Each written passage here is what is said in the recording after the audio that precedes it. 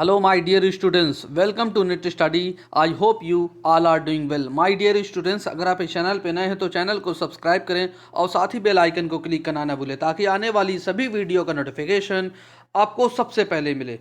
My dear students, आज हम कुछ ऐसे इम्पोर्टेंट PYQ के बारे में आपसे डिस्कस करेंगे जो आने वाला एग्ज़ाम है, जो भी अभी 5 दिसंबर तक होने वाला है UGC नेट का, उसमें ऐसे क्वेश्चन से रिलेटेड एग्ज़ाम में क्वेश्चन पूछे जा सकते हैं. फ्रेंड्स, आइए चलते हैं, देखते हैं पहले क्वेश्चन को.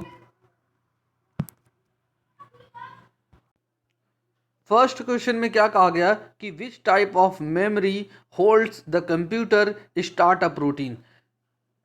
कंप्यूटर जो स्टार्टअप रूटीन होती है वो किस प्रकार की मेमोरी को होल्ड करती है.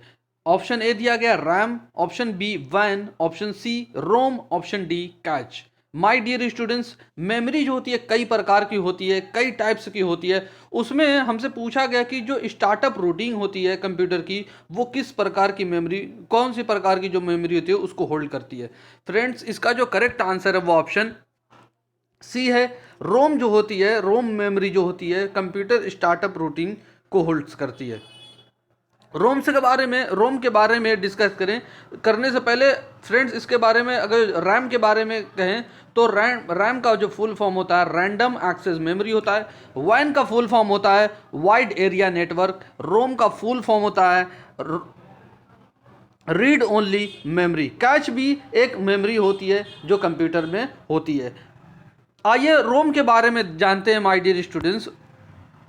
रोम के बारे में यहाँ पे डिटेल में आपसे हमने बताया है, कहा है कि रोम जो डेटा को स्टोर करता है सिर्फ रीड करने के लिए, और रोम जो होता है ये यूज़ किया जाता है फॉर्म अपडेट के लिए, जिसका मतलब ये होता है कि ये कंटेन करता है इंस्ट्रक्शन को, किस लिए, जो needs to happen when the computer is powered on. जब कंप्यूटर जो ओपन होता है, जब स्विच ऑन होता है, पावर ऑन होता है, तब उसमें जितनी भी एक्टिविटीज़ होती हैं उसको होल्ड करके ये रखता है. और फर्मवेयर जो होती है इसको जाना जाता है BIOS के नाम से, या इसका जो BIOS का जो फुल फॉर्म होता है बेसिक इनपुट आउटपुट सिस्टम होता है, जो कि मोस्ट इंपॉर्टेंट क्वेश्चन यहाँ से बनता है कि BIOS का फुल फॉर्म क्या होता है. और रोम की अगर बात करें स्टूडेंट्स, तो रोम जो होती है एक नॉन वोलेटाइल स्टोरेज होती है. इसका मतलब ये हुआ कि जो इंफॉर्मेशन होती है वो मेंटेन करके रखती है. कहाँ पे, जब कंप्यूटर की जब पावर ऑफ हो जाता है तब ये जितनी भी इंफॉर्मेशन होती है जैसे कि तैसे उसको मेंटेन करके रखे रहती है. नॉन वोलेटाइल स्टोरेज होती है. लेकिन रोम जो होती है, रैम जो होती है, वो एक वोलेटाइल स्टोरेज होती है. यानी कंप्यूटर जब स्विच ऑफ हो जाता है तो उसमें पड़े हुए जितने भी डेटा इंस्ट्रक्शंस होते हैं वो सब ऑटोमेटिकली डिलीट हो जाते हैं. लेकिन रोम में ऐसा नहीं होता है. रोम जो होता है वो अपने डेटा को मेंटेन किए हुए रखता है. और रोम जो होता है लोकेट करता है कहाँ पे, BIOS चिप में, जो कि प्लग्ड होता है इनटू मदरबोर्ड में ये प्लग्ड होता है. और रोम जो होता है एक memory circuitry that hold the computer startup routine, जो कि यहीं से क्वेश्चन हमारा फ्रेम हुआ था.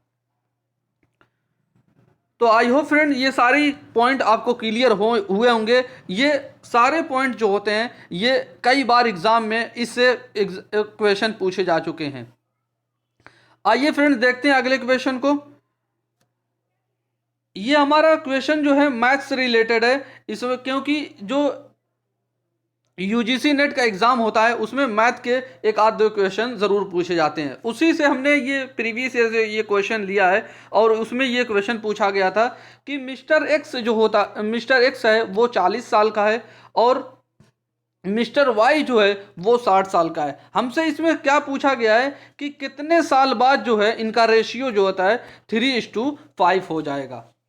हमसे इसके साल के बारे में पूछा है कि कितने साल के बाद इनका रेशियो जो होगा 3:5 हो जाएगा, 3:5 होगा. आइए इसके बारे में देखें फ्रेंड्स.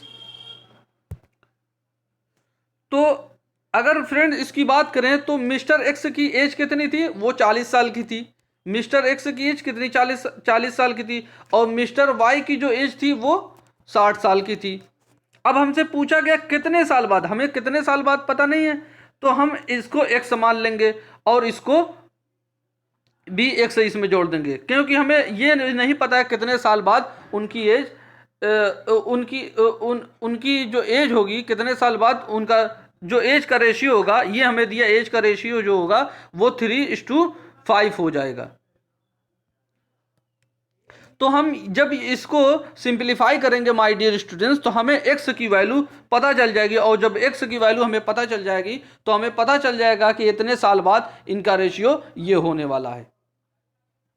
तो जैसा कि फ्रेंड्स हमने यहाँ पे आपसे एक पहले से आपको इसमें बता दिया है, जब हम इसको सिंप्लीफाई करेंगे, 5 का मल्टीप्लाई करेंगे 40 से तो हमें 200 मिल जाएगा, फिर 5 का मल्टीप्लाई करेंगे 5x से तो हमें 5x मिल जाएगा, फिर हम बराबर करके इज इक्वल टू क्या करेंगे, फिर 3 को मल्टीप्लाई करेंगे 60 से तो हमें क्या मिलेगा, 180 मिल जाएगा, और जब हम 3x से मल्टीप्लाई करेंगे तो हमें 3x मिल जाएगा। जब हम इसको सिंप्लीफाई करेंगे तो x को एक तरफ ले लेते हैं, 3x को 5x को, तो हमें क्या मिलेगा, 2x मिल जाएगा, क्योंकि दोनों प्लस में है, जब इधर करेंगे तो माइनस में हो जाएगा। और जब 200 है, यहाँ पे 180 है और दोनों प्लस में है, तो हम जब एक बराबर जो है इसके निशान के इधर लेके जाएंगे तो हमें माइनस करना पड़ जाएगा। तो हम 200 में से 180 को माइनस करेंगे, हमें कितना बचेगा, 20 बच जाएगा।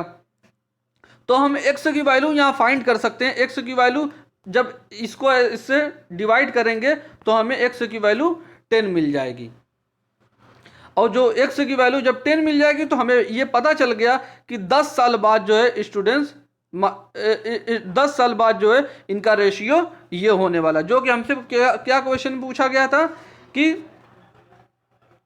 कितने वर्ष पूर्व उनकी आयु का अनुपात जो है वो 3:5 था। तो इसका करेक्ट आंसर क्या हो जाएगा स्टूडेंट, ऑप्शन बी हो जाएगा। आइए अगले क्वेश्चन को देखते हैं। अगले क्वेश्चन में हमसे ये रीजनिंग से क्वेश्चन पुट अप किया गया, ये लॉजिकल रीजनिंग से कहा गया कि which one of the following decide the figure of the categorial preposition. Categorial preposition का जो फिगर होता है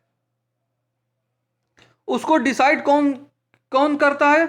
ऑप्शन ए में दिया गया मिडिल टर्म, ऑप्शन बी में दिया गया माइनर टर्म, ऑप्शन सी में दिया गया मिडिल टर्म, ऑप्शन डी में दिया गया है कोपुला। फ्रेंड्स इसका जो करेक्ट आंसर है वो ऑप्शन सी है, और मिडिल टर्म जो होता है वो कैटेगोरियल प्रीपोजिशन के फिगर को डिसाइड करता है। आइए इसके बारे में, मिडिल टर्म के बारे में थोड़ा बहुत अगर देखें तो कहा गया है मिडिल टर्म जो होता है वो अपीयर होता है बोथ प्रीमाइसेस में, यानी मेजर प्रीमाइसेस माइनर प्रीमाइसेस दोनों में ये मौजूद होता है, दोनों में ये अपीयर होता है, लेकिन ये कंक्लूजन में ये मौजूद नहीं होता है। क्यों? अगर एक एग्जाम्पल के से समझे फ्रेंड्स, तो मेजर टर्म क्या है हमारी, ऑल, इसमें देखें ऑल मेन आर मोर्टल, इसमें मेजर क्या है, मैन है। इसमें जो मिडिल टर्म क्या है, मैन है, और माइनर क्या है, इसमें क्या है, माइनर प्रीमाइसेस में सोक्रेटिस इज अ मैन, इसमें भी मैन है। जो कि हमसे क्या कहा गया था कि मिडिल टर्म जो होता है वो अपीयर होता है बोथ प्रीमाइसेस में, यानी मेजर प्रीमाइसेस और माइनर प्रीमाइसेस। मेजर प्रीमाइसेस में यहाँ है और माइनर प्रीमाइसेस में मैन यहाँ पे है। तो हमें और क्या कहा गया कि but not in the conclusion, conclusion में ये नहीं होता है। अब देखिए फ्रेंड्स, कॉन्क्लूजन में मैन कहीं पे है, मैन कहीं पे नहीं है, तो इस वजह से यहाँ पे कॉन्क्लूजन में नहीं है। ये जो होती है मिडिल टर्म की पहचान होती है। तो दोनों में तो मौजूद होगा, दोनों प्रीमाइसेस में, लेकिन कॉन्क्लूजन में ये मौजूद नहीं होगा। आई होप फ्रेंड ये मिडिल टर्म क्या होता है आप इसको समझ गए होंगे। आइए चलते हैं अगले क्वेश्चन को देखते हैं।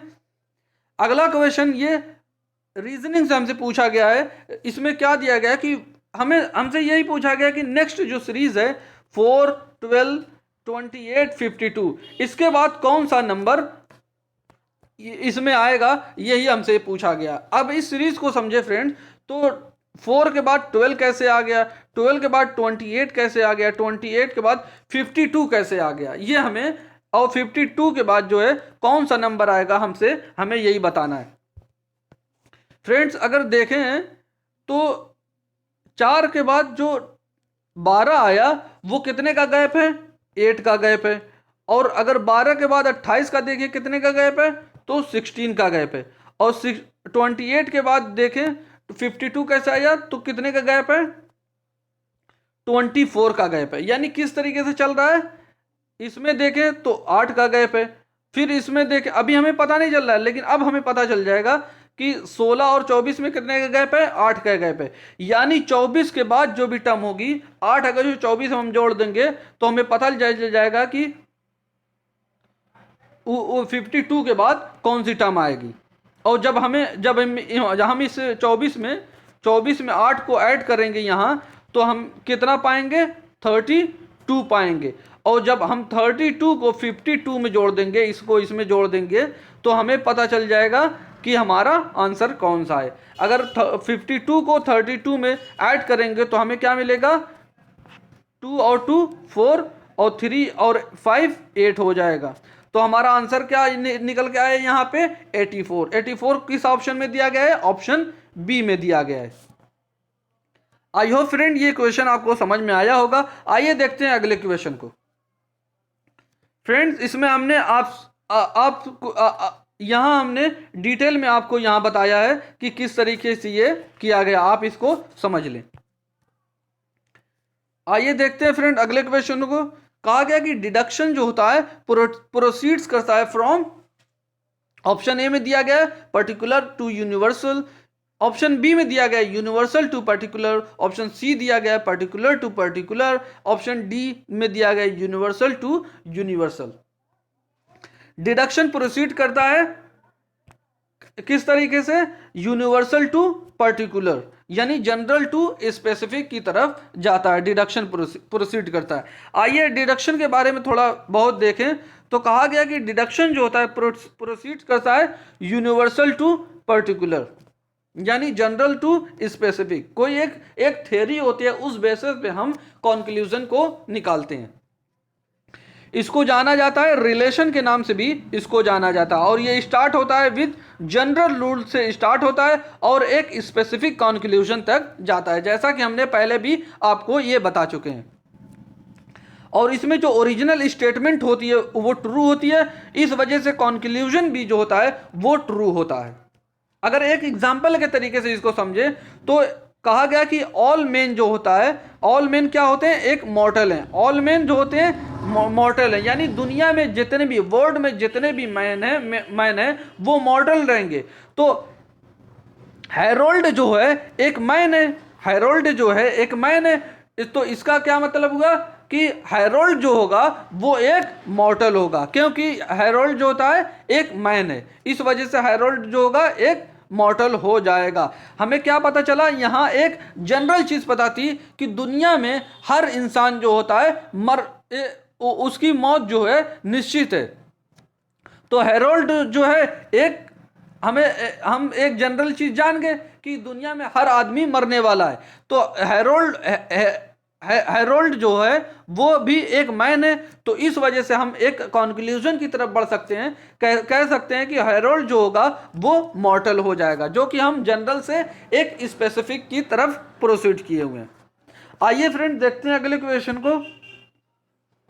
कहा गया कि BIOS stands for, option A में दिया गया big information online system, option B binary input output software, option C basic input output system, option D binary inner open software. Option friend इसका जो करेक्ट आंसर है वो option C है,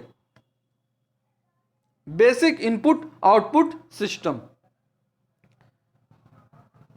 आई hope friend ये सारे क्वेश्चन आपको clear हुए होंगे। अगर इसको आपको इसमें कोई डाउट हो तो कमेंट सेक्शन में कमेंट करके ज़रूर पूछ सकते हैं। फ्रेंड्स, ये वीडियो आपको कैसी लगी आप कमेंट सेक्शन में हमें ज़रूर बताएं। अगर वीडियो अच्छी लगी तो वीडियो को लाइक करें और अपने फ्रेंड्स के साथ ज़्यादा से ज़्यादा शेयर करें। अगर आप इस चैनल पे नए हैं तो चैनल को सब्सक्राइब करें और साथ ही बेल आइकन को क्लिक करना ना भूलें, ताकि आने वाली सभी वीडियो का नोटिफिकेशन आपको सबसे पहले मिले। Thank you for watching video.